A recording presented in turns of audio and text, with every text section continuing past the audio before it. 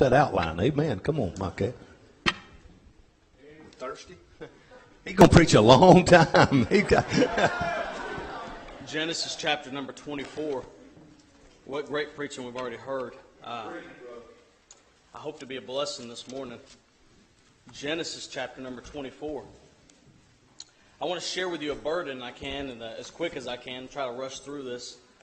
But I got a big burden tonight, and I hope me sharing what God has given me or God's helped me to study on will be a blessing to you and help you also. But in Genesis chapter 24, I want to explain what's going on. This is Abraham, and he's stricken in age. Everybody knows Abraham. Abraham and Isaac. We sing the song all the time, Lay My Isaac Down. Well, later on, Abraham gets older, and he's going to die soon. Well, he says, I need a wife for my son Isaac. Well, he gets his one of his best servants, Eleazar, and Eleazar comes to Abraham, and Abraham says, hey, my son needs a wife, and he's lonely, and he needs somebody, so I want you to go to my hometown, Mesopotamia, and I want you to get a wife for my son Isaac. Well, Eleazar goes and gets the 10 camels that they have and puts goods on it and everything, and he starts heading to Mesopotamia. Well, he gets to Mesopotamia, and he sees all these women there, and they're drawing water and for their families and doing all this. And that's where we get to the story in the passage. Eleazar is talking to God. And I want to look in Genesis 24, verse number 14. And it says, and I want to point out right quick, now it's already hard enough to find a wife for yourself, but if you're finding a wife for somebody else, goodness gracious. Anyway, I just want to put that out. Let's look in verse number 14. Verse number 14. It says, and let it come to pass that the damsel to whom I shall say, let down thy pitcher, I pray thee that I may drink, and she shall say, drink, and I will give thy camels drink also. Let the same be she that hast appointed for thy servant Isaac, and thereby shall I know that thou hast showed kindness unto my master. And it came to pass before he had done speaking, that behold, Rebekah came out, who was born of Bethuel, son of Milcah, the wife of Nahor, Abraham's brother, with her pitcher upon her shoulder. And the damsel was very fair to look upon, a virgin, neither had any man known her. And she went down to the well and filled her pitcher and came up, and the servant ran to meet her and said, let me, I pray thee, drink a little water of thy pitcher. And she said, drink, my lord. And she hasted and let down her pitcher upon her hand and gave him drink. And when she had done giving him drink, she said, I will draw water for thy camels also, until they have done drinking. The first thing I want to point out is there's an unusual request. Now, water wasn't as common back then as it is today. You can't just go back then and get a bottle of water. You couldn't go back then and grab a cup of water and just be on your way. No, there was a deep well that you had to put a bucket all the way down and pull it all the way back up for your family. So it would not have been rude to say, hey, no, I can't get you no water. As a matter of fact, I would have said no. That's too much. I ain't getting him no water. You lost your mind. So it's an unusual requirement or request to ask for that water. There would have been nothing wrong for her to say, no, I'm not going to do that for you. But she got the water. But not only that, she said, let me get water for your camels also. Now, I'm not going to get water for you, much less for 10 camels. Lost your mind. So it was an unusual request. And what's crazy about this, you're like, okay, what's the big deal? Well, these camels are said to be one-hump camels, which weigh up to 1,500 pounds. They're known to drink up to half their body weight in water, which is 750 pounds.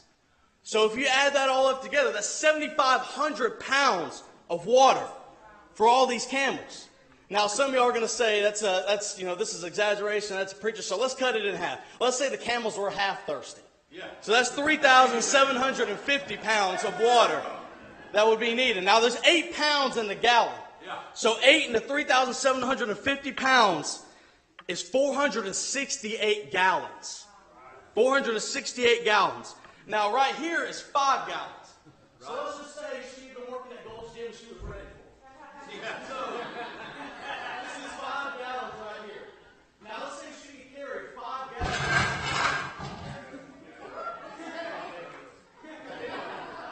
Let's just say she could carry 40 pounds.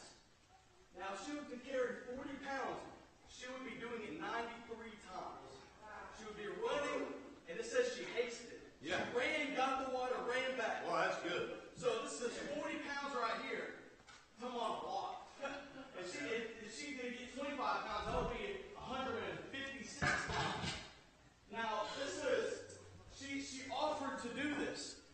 want you to notice next the unfair requirement. You see, Eleazar said to God, he said, if she gets every single drop of water, that's how I know she's Isaac's wife. Yeah. So he could, Eleazar is just sitting there. Yeah. Come on. While she's going back and forth. Okay, she runs over here, she fills up the bucket, okay, 92 more times to go. And she goes over here, she lets it go in the trough, and she runs over here, fills it back up, only 91 more times to go. And she goes and drops it out. Now, it doesn't say how far the well was, but it said she ran. Yeah. Unfair requirement. He's sitting there, but he had to sit there and not help 1 second to see if that was God's will for Isaac. Yeah. I want you to notice next the unprompted request. The unprompted request. You see, Eleazar didn't get that drink of water from her and say, man, that's some good water. Wow, that is... Oh, wait, my 10 camels are over there. Do they look thirsty to you? Do they look a little pale? I mean, he didn't suggest to do that at all.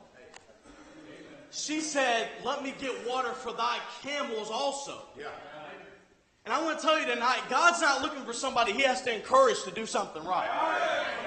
God's not looking for somebody that he has to prompt to do something right. He wants somebody that volunteers.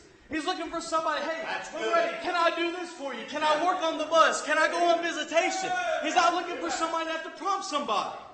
We shouldn't have to go to people and say, hey, will you work on the bus? We shouldn't have to go to people and say, hey, will you come on visitation? It should be an automatic, hey, God's been too good to me. He died on the cross for me, and I'm going to come do something for God.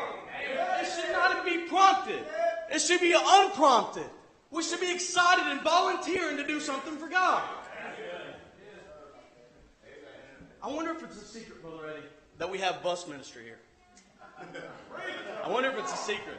We come drop the kids off and we drop the buses and we go hide them under a tarp so nobody knows we have a bus ministry. There's a bus sitting out there every Sunday. Hey, it's the need sitting there. She saw a need and she wanted to fill that need. She didn't wait for somebody to ask her.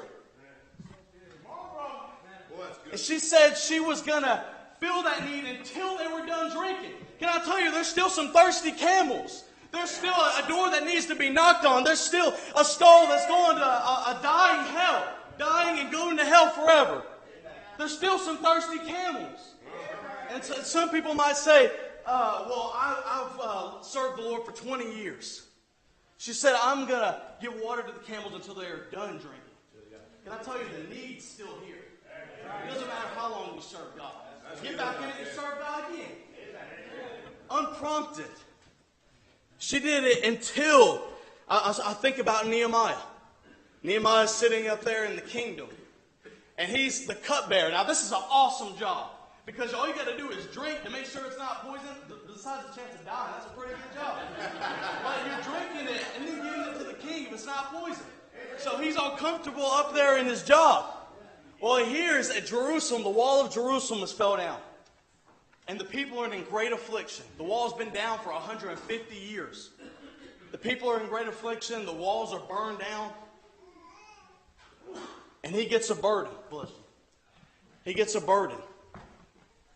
And he says, God, use me. He seen a need that needed to be filled. So he left his comfort zone to get something done. Shadrach, Meshach, and Abednego left their comfort zone to get something done for God. David and Goliath. David left his comfort zone, and he didn't have to do it, but he left to do something for God. It should be an unprompted request. But the next thing, I want you to notice an unhesitant response. I want to let you know the camels are thirsty now. There ain't no point of wasting and procrastinating to do something for God. Amen. Do it now. Amen. Don't wait to do something for God. Quit procrastinating. Come to visitation on Saturday. There's still people dying and going to hell.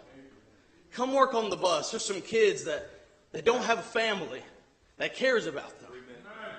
And they want somebody to care about them. Unhesitant response. I want you to notice, lastly, the unknown reward.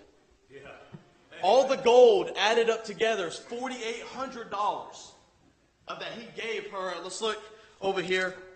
24, verse number 22. And it came to pass as the camels had done drinking that the man took a golden earring, and everything that he gave her was $4,800. Now, it doesn't say how long she worked, but when Eliezer got there, it was evening. So let's just say she worked about 4 hours. Would you work 4 hours for $4,800? I'd say that lasts you for a good while. She didn't serve God. She didn't serve knowing there was going to be a reward. That's right. She served anyway. Eliezer could have got out there and said, okay, women, I got $4,800. If anybody wants to, he wouldn't even finish. Everybody would be paling the water and doing as much as they could. Can I tell you, you don't know the reward that you're going to get up in heaven, but it's going to be amazing reward that's out of this world. The unknown reward. You don't know what you're going to get. Can I tell you, it's worth serving Jesus Christ. It's worth serving Jesus Christ. So the burden I had tonight is, how about we get some people that want to volunteer to do something for Jesus Christ? That's unprompted. Brother Eddie shouldn't have to go to somebody to ask you if you would do something, because we don't have nobody else that needs to do it. How about you come to Brother Eddie tonight, not because of me, but because of God, and go down there and just ask Brother Eddie, hey, what can I do for the cause of Jesus Christ? What need can I fill? Instead of just waiting for somebody to ask you, why don't you jump up and get excited about what God can and do in your life? That's all I got.